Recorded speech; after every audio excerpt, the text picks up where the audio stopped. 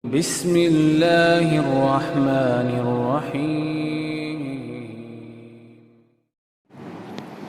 بسم الله الرحمن الرحيم. السلام عليكم ورحمة الله وبركاته. الحمد لله وكفى والصلاة والسلام على حبيبنا المصطفى وعلى آله وصحبه أهل الصدق والوفاء.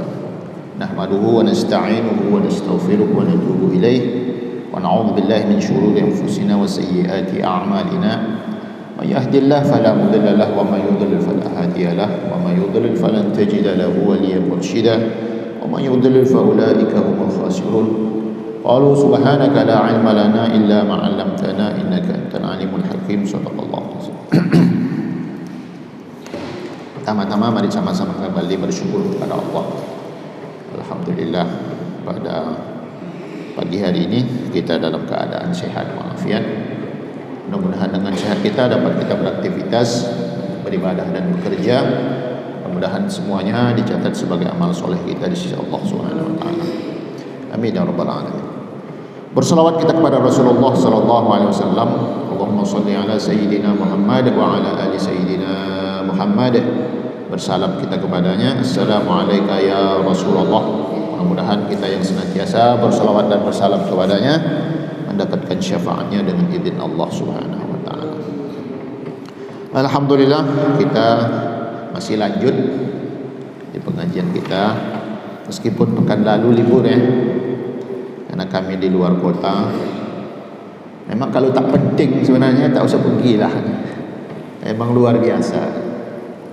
Perjalanan dengan kondisi PPKM yang katakanlah darurat dan level 3 serta level 4 itu ya dia juga sebenarnya. Ya kalau memang tak penting sangat tak usahlah. Kami karena terpaksa aja pergi karena tak bisa lagi ditunda masuk ke pesantren. Jadi berangkatlah kami kemarin. Di sini kami PCR, di sana kami PCR. Ya subhanallah, luar biasa perjalanan. Ada pembatasan, cuman memang apa ya? Mereka tak melarang sebenarnya, cuman pingin tahu kita ni ngapain gitu. Jadi ya kebetulan kami punya surat, tunjukkan surat itu aja namanya. Itu aja yang bisa ada. Ya sekat-sekat itu dibuka untuk kami saja, karena kami bawa surat. Yang tak bawa surat yang tak bisa. Itu aja modelnya sih sebenarnya. Ya membuat ya kalau kita tak sabar sih ya naik juga tensi tu. Ya cuman karena kita sabar, karena memang perjalanannya ya itu perjalanan menuntut ilmu kan. Ini kita ngantar anak pondok pesantren, ngantar anak pun kita drive thru. Drive thru kita tak bisa turun, tak boleh turun. Astagfirullahalazim. Saya punya kenangan lah. Dulu ngantar abangnya ke pondok pesantren di Bekasi itu kami dikasih jadwal masuknya tanggal 27 masuk pondok pagi. Jadi kami belilah tiket balik sekalian kan tanggal 27 itu, tapi sore jam 16 tiketnya. Ternyata udah sampai kami di Jakarta tanggal 27 pagi itu kami baru dikasih tahu bahwasanya anak masuk pesantren itu ditunda 2 hari. Jadi masuknya tanggal 27. Ya kami kan udah beli tiket balik tanggal 27-nya. Sementara masuknya tanggal 29 kan. Hanya titip sama abang ipar. Jadi abang ipar saya yang ngantar anak saya yang besar itu ke pondok pesantren waktu itu. Nah ceritanya. Nah sekarang ini adiknya kita memang ngantar, cuman drive thru pula lagi kan. Tak bisa turun ngapain ya subhanallah. Memang nuntut ilmu itu tidak mudah sih ternyata. Kayak kita inilah kan. Nuntut ilmu PPKM darurat level 4 level 3. Makanya kemarin mana Pak Ketua? Pak Ketua tanya saya, pengajian lanjutlah. Ya cuman suaranya kita masukkan ke dalam aja dulu. Karena kan PPKM Batam ini kan sampai tanggal 2 kan? Nah itu. Kita menyesuaikan aja lah. Menuntut ilmu tetap jalan, tinggal ya cara-caranya saja yang kita rubah sedikit kan seperti itu. Karena nuntut ilmu itu tidak boleh berhenti juga. Kalaupun kita tidak buka kitab, sekitar kita ini banyak ilmu sebenarnya. Tinggal bagaimana kita merespon itu sehingga kita tetap update. Ini apa yang lagi ramai sekarang nih? Di samping COVID, apa yang lagi ramai? Hah? Untuk orang kita nih, orang-orang Islam nih, yang lagi ramai ini apa? Hah? Apa? Abahai satu kan? Apa lagi?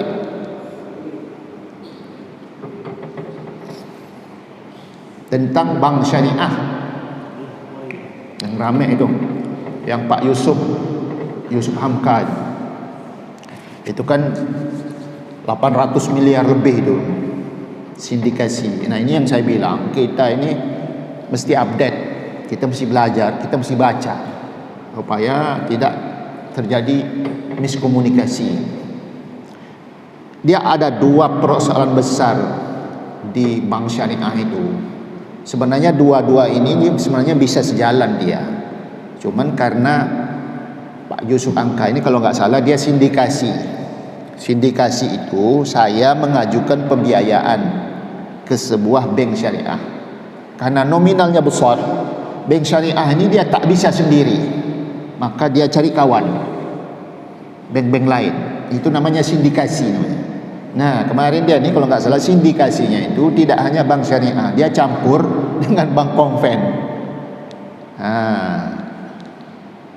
Jadi aturannya berbeda. Bank syariah dengan bank konven itu aturannya berbeda, meskipun sebenarnya sindikasinya boleh. Ya, persoalan pertamanya di mana? Persoalan pertamanya itu berkaitan dengan akad. Akad itu yang tanda tangan itu, mulai tanggal sekian sampai tanggal sekian, 2 tahun, 3 tahun, 10 tahun, 20 tahun, itu akad. Nah, kemudian ada satu lagi, ya namanya pembiayaan di bank itu kan sebenarnya kan utang. Itu kan utang namanya kan. Cuman bahasanya tidak disebut utang, disebut bahasanya pembiayaan. Namanya akad mudharabah, akad musyarakah, akad dan lain sebagainya. Nah, ketika ada satu nasabah ini baik. Kenapa? Karena dia cepat ingin melunaskan. Kesepakatannya katakanlah 3 tahun, baru 1 tahun perjalanan, karena dia dapat untung, dia mau lunaskan cepat ini tadi nih. Nah, di dalam agama Islam mengajarkan kepada kita, kalau ada orang nak berbuat baik, ya mestinya dibantu.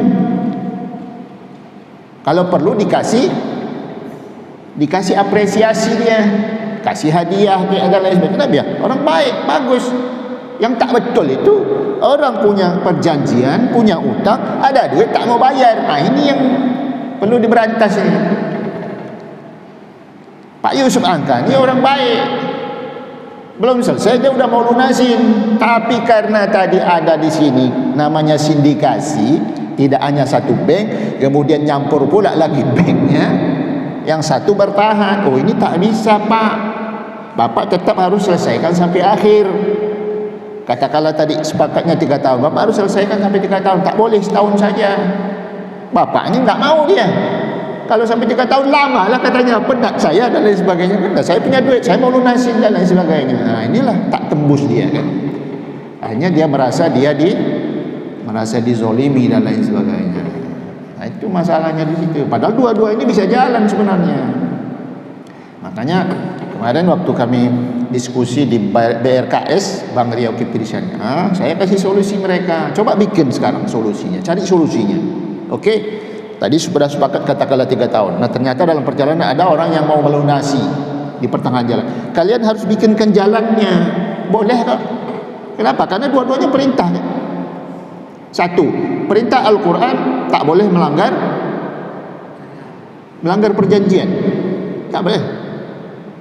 Ya ayyuhallazina amanu aufu bil uqud. Wahai orang-orang beriman, tepati janji-janji.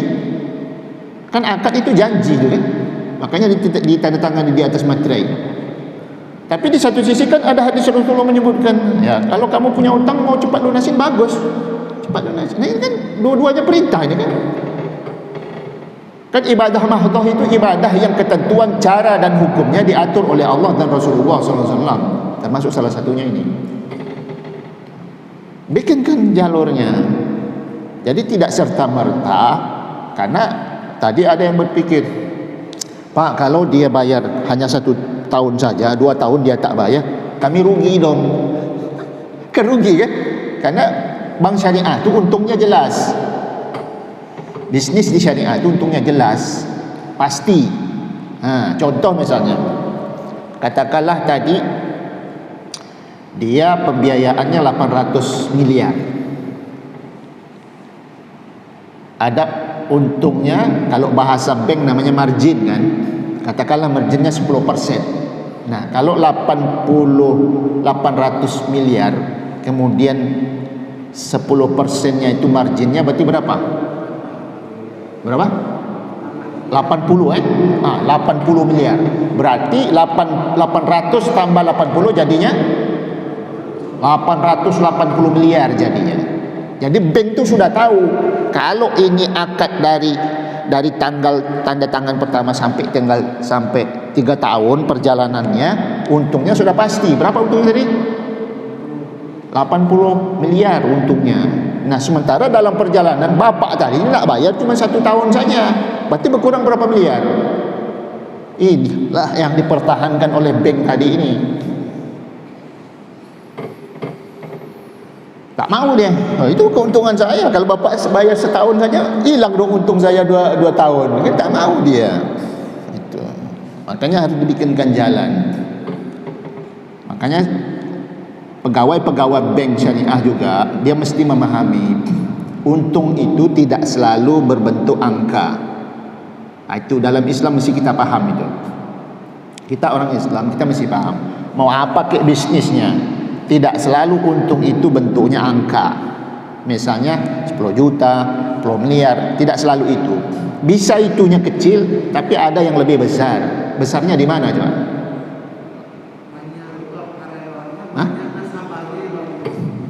Bisa nasabahnya bertambah banyak karena kita pelayannya bagus dan lain. Yang pasti itu apa coba? Selain nominal, selain untung nominal, katakanlah untung nominal kecil, yang besar itu apa coba? Berkah dari Allah itu yang besar. Ini yang harus disadari sebenarnya. Karena selama ini yang ada di otak kita nih sama Pak, otak bapak, otak saya itu sama. Kalau yang namanya bisnis pasti pengennya untung gede. Ini yang harus dirubah, ini image ini harus dirubah. Yang harus kita harapkan itu untung yang besar, itu berkah dari Allah. Nyaman kita hidup di dunia, selamat kita di akhirat. Kalau angka itu berapa angka itu? Tak terlalu di angka itu. Cuman ya hitung-hitungan bank tadi itu. Kalau hitungan awalnya 80 miliar bakal dapat, ternyata hanya dapat 8 miliar, bisa temuan enggak?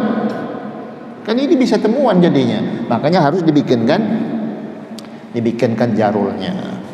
Itu sebenarnya. Ini tema kita sebenarnya, pembahasan ini. Jadi harus paham kita. Jangan nanti kita kena adu domba jadinya. Yang ini ngomong ke sini beda, yang ini ngomong ke sini beda. Ini berantem. Ini tak bisa kayak ini. Makanya kita harus suka atau tak suka, ya ini dunianya sudah. Dunia berkembang. Sekarang tidak hanya kita Indonesia yang sibuk bicara tentang hebatnya ekonomi syariah. Karena terbukti sekarang kita sudah berapa bulan pandemi COVID-19 ini? Berapa? Belum lah, kan 2 Maret berapa? 1,5 tahun. Ternyata ekonomi syariah itu malah sekarang luar biasa peningkatannya coba dibanding bank konven. Itu tidak hanya di Indonesia. Luar biasa. Kan terbukti berarti ampuh dia. Nah, sekarang tinggal kita nih pendukungnya. Jangan pula kita yang sibuk loh, ini tak betul lah bank syariah, ini tak betul lah bank syariah. Repot kita. Kita yang merusak jadinya. Makanya harus diperdalam dia ilmunya. Jangan kita yang menyebarkan berita-berita tak betul. Karena kalau menurut Syekh Utsaimin, yang namanya adu domba itu adalah salah satunya Kita menyebarkan berita yang membuat masyarakat itu rame. Apa istilahnya kalau di kita ini? Kalau ada berita tak betul itu, terus rame, apa namanya? Apa panggilannya? Itu memang hoax sih sebenarnya, cuman ada sebutan ininya tuh. Apa nah? Ribut ya. Ya pokoknya gitulah modelnya. Jadi sebenarnya dalam Islam itu tidak boleh sebenarnya. Nah, makanya kan ada ayat Al-Qur'an itu, idza ja'akum fasiqun binaba'in fatabayyanu an tusibu qauman bijahalah. Itu kan ngeri itu. Jadi apapun berita, kita mesti cek dulu beritanya ini betul tidak. Kenapa ada berita seperti ini dan lain sebagainya. Nanti baru kita carikan solusinya. Nah, baru kita sampaikan yang benarnya. Jadi jangan pula kita yang nambah pula lagi kan. Nah, nambah itu repot.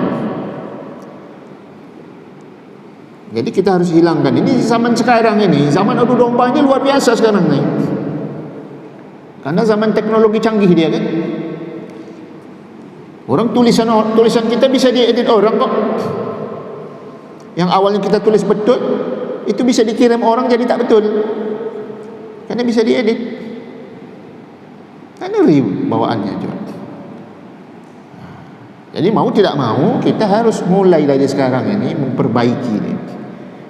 Perbaiki komunikasi kita lewat media. Terserah medianya, mau Instagram, mau WhatsApp, mau Facebook, apalagi namanya itu, kawan-kawannya itu, serahlah. Nah, penting beritanya betul, tidak keliru kita. Karena berbahaya. Info yang kita sampaikan tidak benar, membuat masyarakat bingung dan lain sebagainya. Inilah sebabnya dari kita akan mendapatkan dosa dari Allah Subhanahu wa taala. Allah Subhanahu wa taala berfirman dalam Al-Qur'an, "Wala tuti' kulla khallafin mahin hammazim masya'in binamim." Dan janganlah engkau patuhi setiap orang yang suka bersumpah dan suka menghina, suka mencela, yang kian kemari menyebarkan fitnah. Surah Al-Qalam ayat 10 dan 11. Nah, Rasulullah juga menekankan, la yadkhulul jannata namam. Tidak masuk surga orang yang mengadu domba. Ya, berita-berita tak betul itu bagian dari adu domba kalau menurut Syekh Utsaimin. Jadi berita yang harus kita sampaikan berita benar supaya tak keliru. Nah, contoh sekarang seperti COVID-19. Ada bahasa kita di masyarakat ini di-COVID-kan. Ada kan? Ada di masyarakat kita ini, wah itu kawan saya. Dia sakit biasa, cuma di-COVID-kan. Anda menyampaikan ini dari mana beritanya? Sementara kita ini bukan dokter. Makanya kita mesti cek dulu. Dari mana infonya dia ini di-COVID-kan? Kita harus tahu, jangan pula kita yang bantu nyebar. Nggak bisa.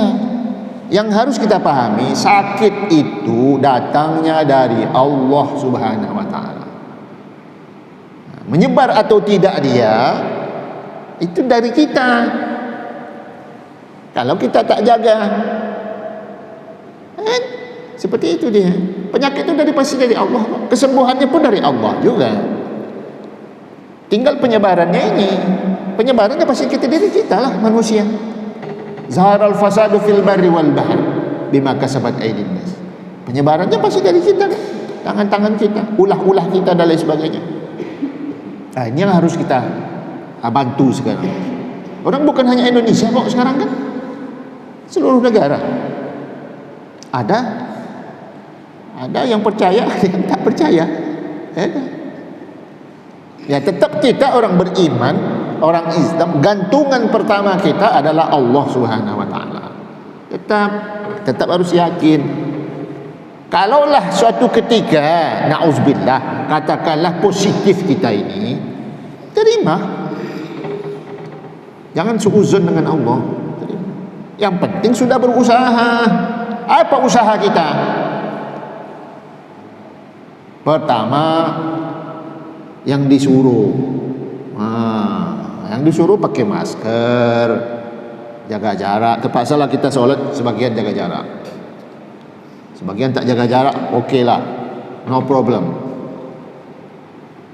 Jaga kebersihan dan lain sebagainya. Kenapa? Karena dia pasti lewatnya yang tak bersih itu.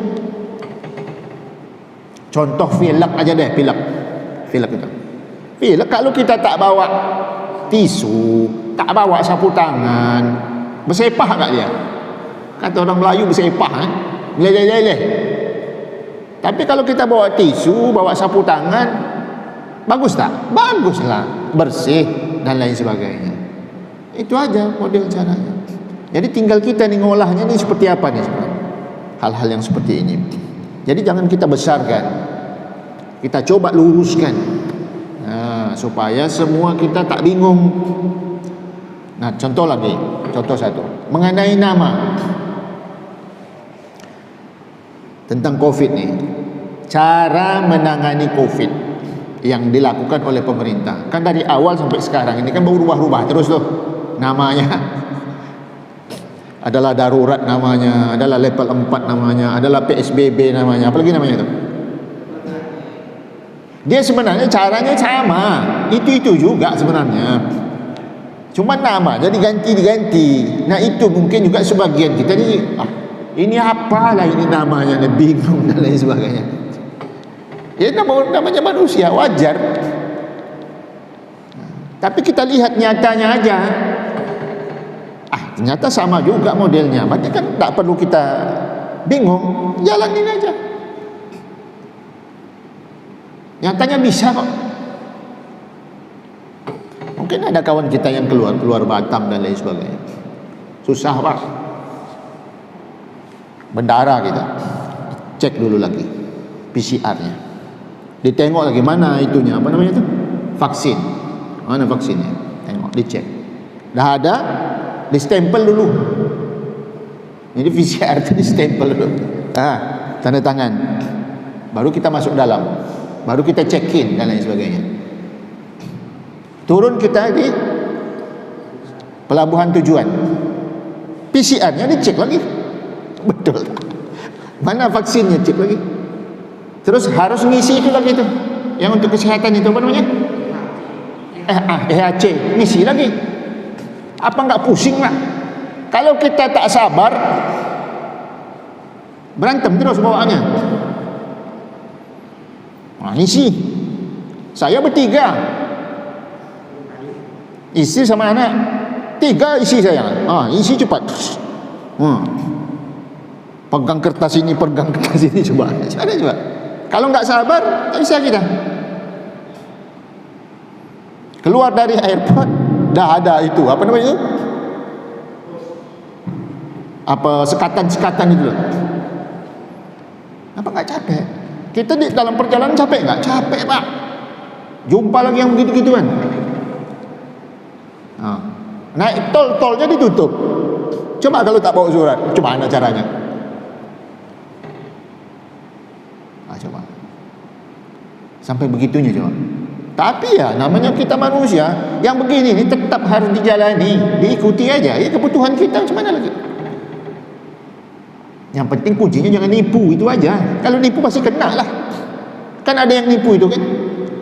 PCR-nya PCR istri, kemudian naik pesawat pakai baju istri.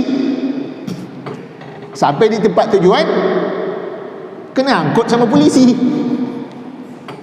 Nipu. Mana dia? Kenyataan.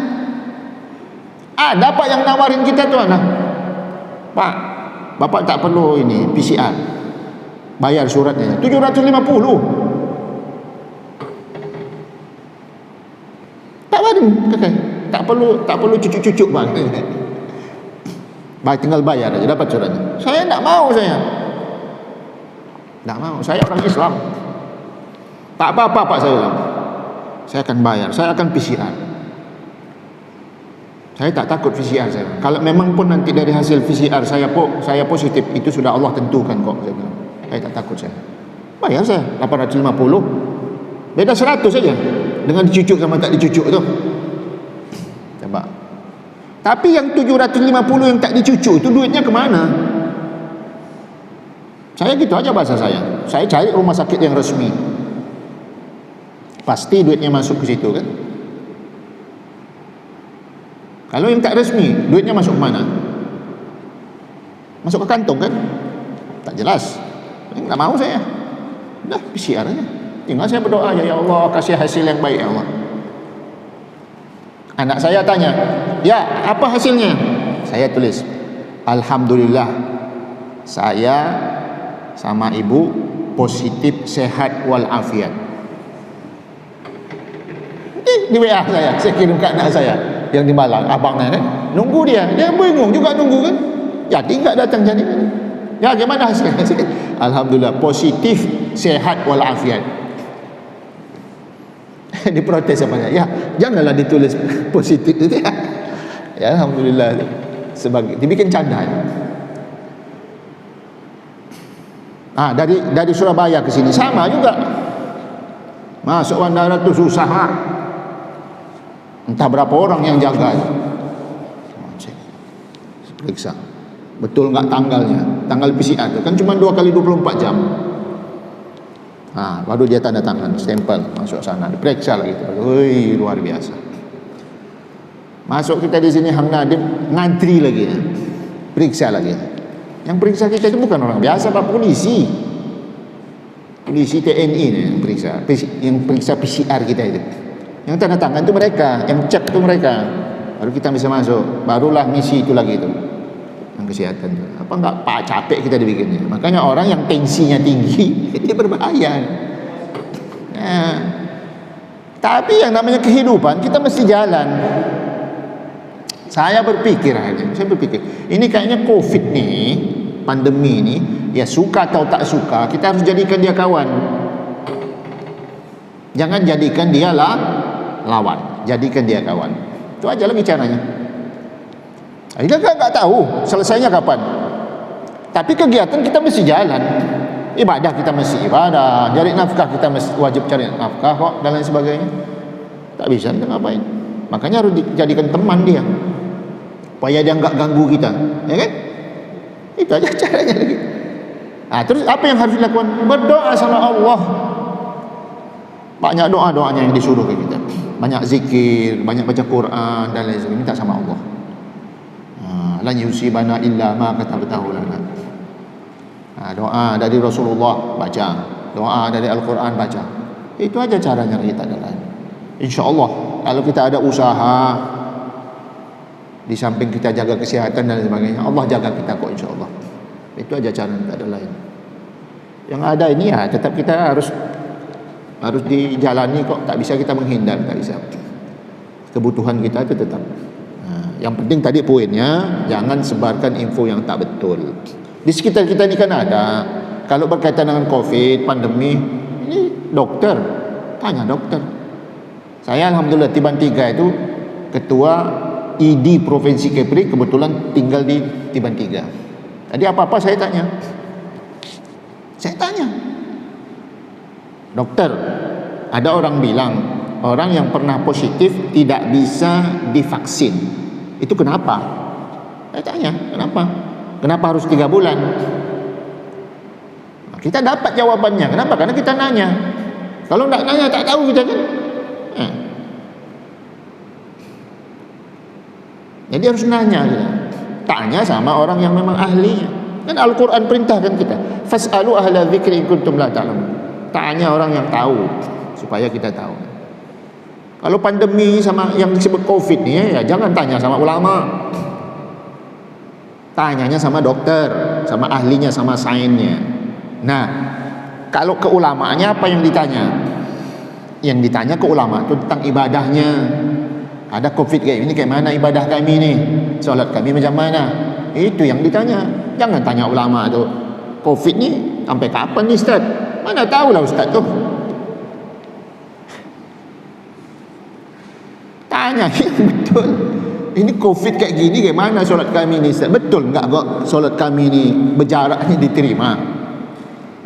Kan gitu tanya, betul enggak? Dan lain sebagainya kan gitu. Jadi jangan salah tanya, karena kalau salah tanya, nah yang ditanya pula merasa bisa jawab, kan dia jawab sembarangan kan, tak isap. Tanya yang betul.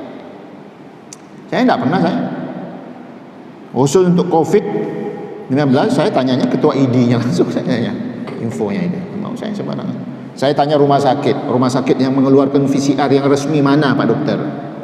Karena saya nggak mau infonya banyak tipu-tipu kan. Nah, kita yang lurus-lurus aja lah.